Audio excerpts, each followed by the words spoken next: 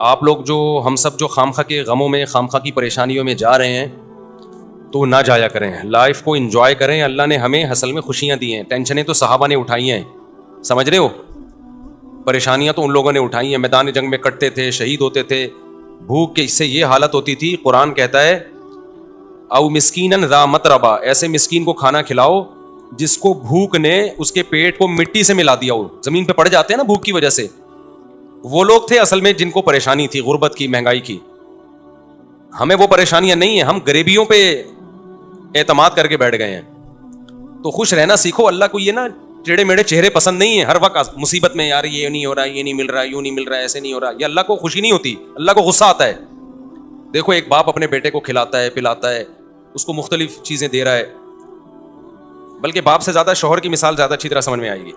ایک شوہر ہے, اپنی بیگم کو کھلاتا بھی ہے, پلاتا بھی ہے, اس کو شاپنگ بھی کراتا ہے, اس کو تمام نعمتیں دے رہا ہے. بیگم ہر وقت منہ بنا کے بیٹھی رہتی ہے.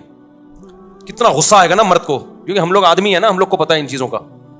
کتنا غصہ آتا ہے نا. آدمی کہے گا بیگم کبھی منہ پہ مسکراہٹ بھی لے آیا کرو, کبھی اچھا بھی بول دیا کرو. ایک آدمی کسی کے گھر گیا, میزبان نے کہا آئیے کھانا کھائیے, مہمان نے کہا نہیں, میزبان نے کہا کبھی اچھا بھی کھا لیا کریں, آ جائے کھانا کھا لیں آپ, ٹھیک ہے نا. تو کتنا غصہ آتا ہے نا آدمی کو ناشکری بیوی پہ. بھائی بیگم کبھی منہ سے اچھا بھی بول دیا کرو. تو اس کو اتنا غصہ نہیں آتا, آپ کو اتنا غصہ نہیں آتا جتنا اللہ کو آتا ہے, کہ ان کو ساری نعمتیں مل رہی ہیں, ساری خوشیاں, کھا رہے ہیں, پی رہے ہیں, سو رہے ہیں. ان کو ٹینشن اس کی ہو رہی ہے میرا بچہ سٹی اسکول میں کیوں نہیں پڑھ رہا, بیکن ہاؤس میں کیوں نہیں پڑھ رہا, اور مجھے ذاتی گھر کیوں نہیں مل رہا. اللہ کو غصہ آتا ہے ان چیزوں پہ. تو اللہ کو خوش لوگ پسند ہیں, سمجھتے ہو. غمزدہ لوگ اللہ کو بالکل بھی پسند نہیں ہے. غم صرف ایک اٹھاؤ, آخرت کا. غم کون سا اٹھاؤ؟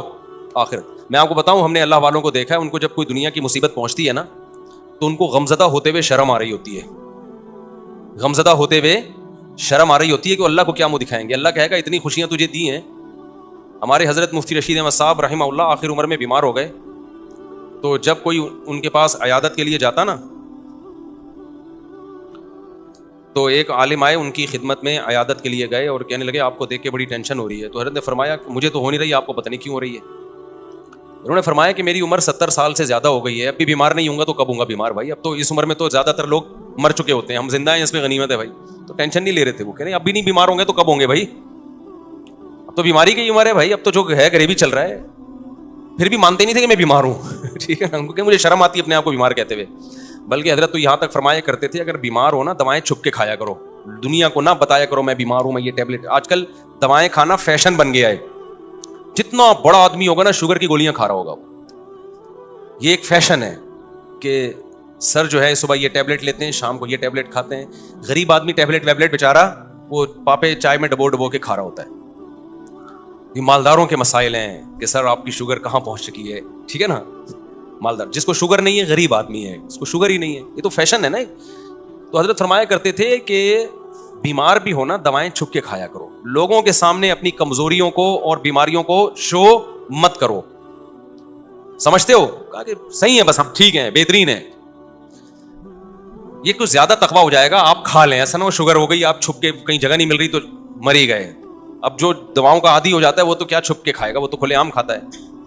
اچھا کچھ دوائیں نہیں ہیں, وہ کہلاتی ہیں دوائیں, جیسے ملٹی وٹامن گولیاں, یہ کوئی دوائیں نہیں ہیں. اگر یہ کوئی کھا رہا ہے تو یہ کوئی دواؤں کی فہرست میں یہ چیزیں نہیں آتی ہیں.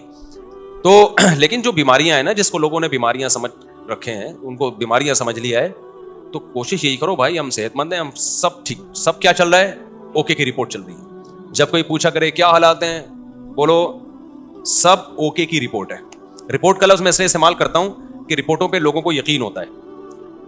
دیکھو آپ کسی سے پوچھ رہے ہیں کہ آپ کے جگر ٹھیک کام کر رہا ہے, لیور ٹھیک ہے, آپ کا کڈنی ٹھیک ہے, وہ کہے گا ہاں ٹھیک ہے. آپ کہیں گے رپورٹ ہے تمہارے پاس, لیب سے رپورٹ ہے, وہ کہے گا ہاں جی یہ رپورٹ ہے. تو رپورٹ دیکھ کے یقین آ جائے گا نا. تو صرف یہ نہیں بتایا کرو میں خیریت سے ہوں, آپ بولو میرے پاس خیریت کی باقاعدہ رپورٹ ہے. ٹھیک ہے.